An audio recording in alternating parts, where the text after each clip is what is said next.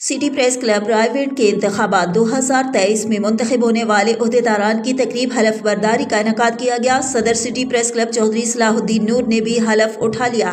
City press club Raiwind کی حلف برداری کے موقع پر دل لگی ایونٹ کمپلیکس میں ایک پروقار تقریب کا انعقاد کیا گیا۔ تقریب میں آنے والے مہمانوں کا پرتپاک استقبال کیا گیا۔ تقریب کا باقاعدہ آغاز تلاوت قرآن پاک اور نعت رسول مقبول سے کیا گیا۔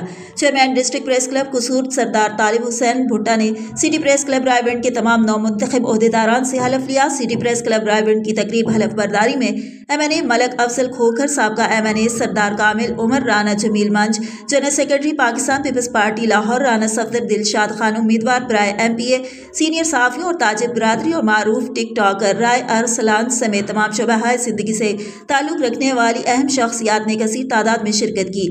سٹی پریس کلب رائیونڈ کی تقریب حلف برداری کے موقع پر گزشتہ سال کے عہدیداران کو بہترین کارکردگی پر اعزازی شیلڈ سے بھی نوازا گیا۔ سٹی پریس کلب رائیونڈ کی جانب سے تقریب میں شرکت کرنے والے تمام مہمانان خصوصی کو بھی اعزازی شیلڈز دی گئیں۔